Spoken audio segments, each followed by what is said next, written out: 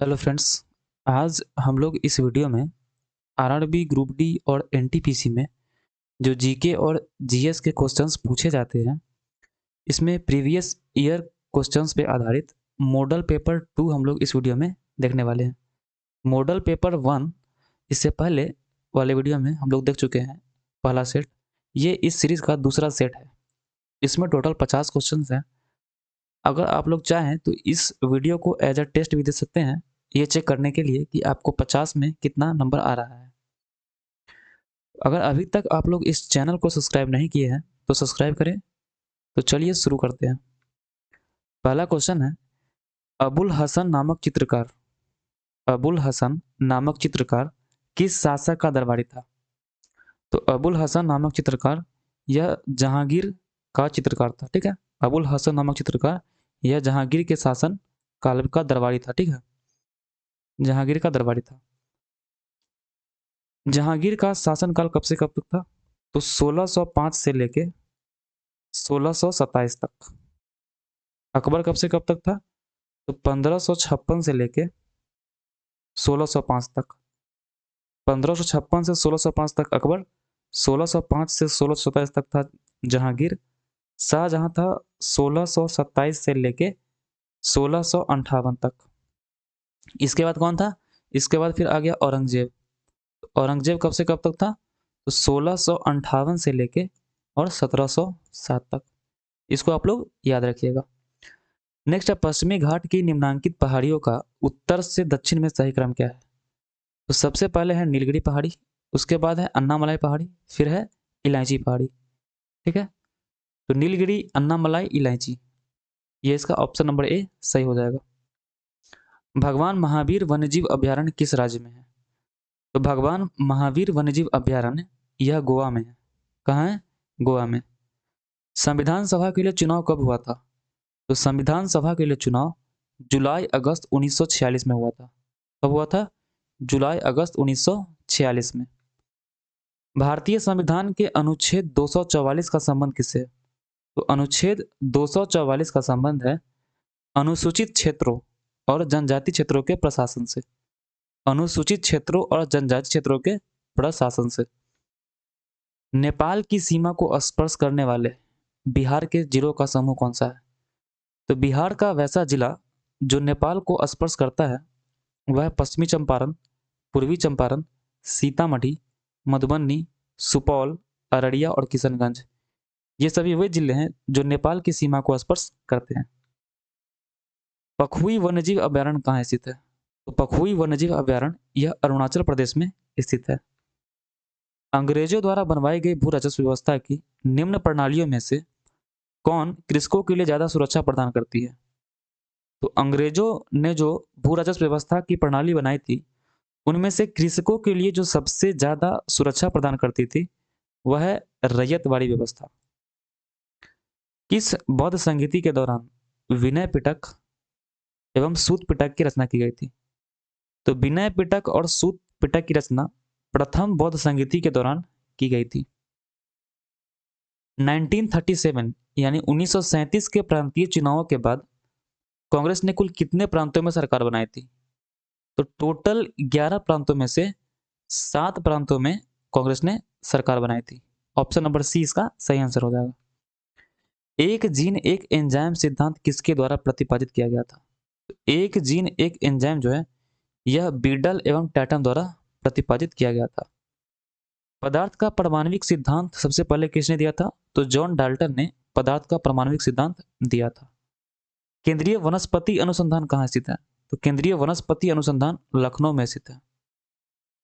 भारत में लोकतंत्र इस तथ्य पर आधारित है कि भारत में लोकतंत्र जनता को सरकार को चुनने तथा बदलने का अधिकार प्राप्त है। जनता को क्या है? सरकार को चुनने और बदलने का अधिकार प्राप्त है। भारत में संसदीय सरकार की निम्नलिखित विशेषताएं हैं। क्या विशेषताएं हैं? तो बगैर संसद बने कोई व्यक्ति केवल 6 माह तक मंत्री पद पर रह सकता है। ठीक है, अगर कोई संसद नहीं भी है तो वह केवल 6 माह तक ही मंत्री पद पर बना रह सकता है। मूल अधिकारों से असंगत या उनकी अल्पीकरण करने वाली विधियों को संविधान के किस अनुच्छेद के अंतर्गत शून्य घोषित किया गया है?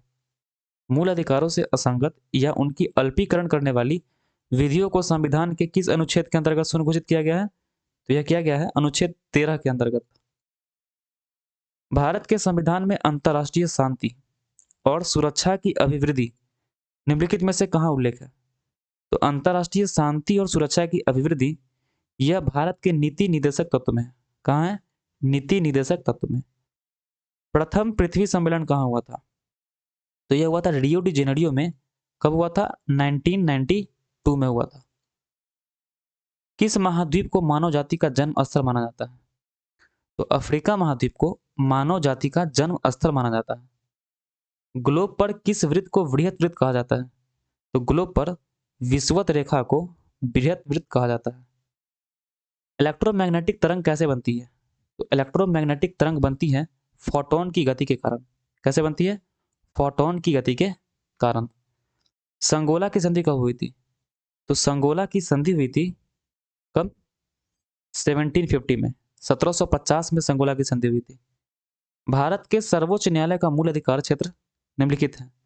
तो भारत के सर्वोच्च न्यायालय का जो मूल अधिकार क्षेत्र है वह भारत सरकार और एक या अधिक राज्यों के विवाद, इसका आधिकारिक क्षेत्र है। इसका सही आंसर ऑप्शन नंबर बी हो जाएगा। कार्टाजेना प्रोटोकॉल का संबंध किससे है? तो कार्टाजेना प्रोटोकॉल का संबंध है जैव सुरक्षा से। निम्नलिखित नगरों में से किस एक नगर का संबंध महावीर से नहीं है? तो वैशाली का संबंध महावीर से है, पावापुरी का भी है, चंपा का भी है, लेकिन लुम्बिनी का संबंध महावीर से नहीं है। ऑप्शन डी इसका सही आंसर हो जाएगा। मोढेरा का सूर्य मंदिर किस राज्य में स्थित है? यह है गुजरात में।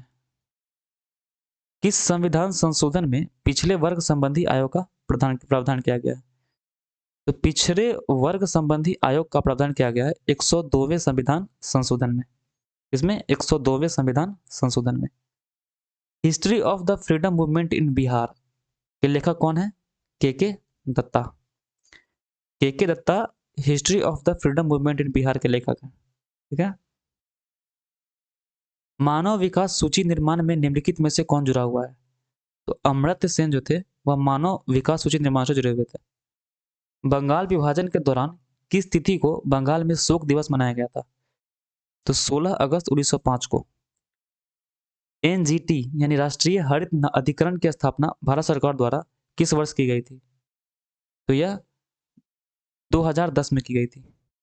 कब? 18 अक्टूबर 2010 को एनजीटी की स्थापना की गई थी। ध्वनि का एक महत्वपूर्ण अभिलक्षण तारत्व यानी पिच है। तो ध्वनि का पिच निर्भर करता है किस पे? आवृत्ति पे। तारत्व निर्भर करता है आवृत्ति पे। वायु का तापमान अगर कम हो तो सापेक्ष आर्द्रता क्या हो जाएगा? बढ़ जाएगी। अगर तापमान कम हो तो सापेक्ष आर्द्रता क्या हो जाएगी? बढ़ जाएगी। हड़प्पाकालीन किस स्थल से खेल का मैदान मिला था? तो खेल का मैदान मिला था कहाँ से? धौलावीरा से। खेल का मैदान कहाँ से मिला था? धौलावीरा से। चिपको आंदोलन के जन्मदाता के रूप में किसे जाना जाता है? तो सुंदरलाल बहुगुणा को। मानव का हृदय कितने भागों में विभाजित होता है? तो 4 भागों में विभाजित होता है।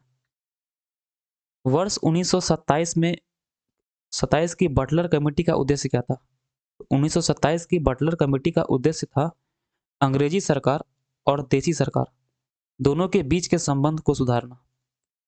अंग्रेजी सरकार और देसी सरकार के बीच के संबंध को सुधारना 1927 के बटलर कमेटी का उद्देश्य था। किस सिख गुरुओं की हत्या मुगलों द्वारा कर दी गई थी? तो गुरु तेग बहादुर और गुरु अर्जुन देव। ऑप्शन ए और सी ये दोनों हो जाएगा। महावीर स्वामी ने अपना पहला उपदेश कहाँ दिया था? तो महावीर स्वामी ने अपना पहला उपदेश राजगृह में दिया था। भारतीय ब्रह्म समाज के संस्थापक कौन थे? तो भारतीय ब्रह्म समाज के संस्थापक राजा राम मोहन राय थे। सर्वेंट्स ऑफ इंडिया सोसाइटी की स्थापना किसने की थी? तो गोपाल कृष्ण गोखले ने। कांग्रेस के किस अधिवेशन में भारत छोड़ो आंदोलन का प्रस्ताव पारित किया गया था? तो कांग्रेस के वर्धा अधिवेशन में। विशेष आर्थिक क्षेत्र अधिनियम किस वर्ष लागू हुआ था? तो विशेष आर्थिक क्षेत्र अधिनियम यह लागू हुआ था 2005 में। वेलेजली की सहायक संधि को स्वीकारने वाला दूसरा राज्य कौन था? मैसूर। भारतीय ब्रह्म समाज के संस्थापक कौन थे? तो भारतीय ब्रह्म समाज के संस्थापक Rajaram Mohan Roy. Servants of India society Gopal Krishna Gokhale इसकी स्थापना की थी।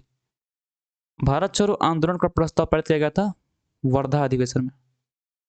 ये रिपीट क्वेश्चन है। शुष्क सेल में किसका प्रयोग किया जाता है? तो अमोनियम क्लोराइड का। टांका किसका मिश्र धातु है? टांका में टीन और सीसा मिला हुआ होता है। लास्ट क्वेश्चन है, भारत में राष्ट्रीय आय का आकलन सबसे पहले किस वैज्ञानिक द्वारा किया गया था? तो दादा भाई नौरोजी द्वारा। टोटल 50 क्वेश्चन हम लोग इस वीडियो में देख चुके हैं, तो आप लोग चेक कर चुके होंगे कितना आप लोगों को नंबर आ रहा है। अगर आपको ये वीडियो अच्छा लगा हो तो लाइक करें, कमेंट करें, सब्सक्राइब करें। धन्यवाद।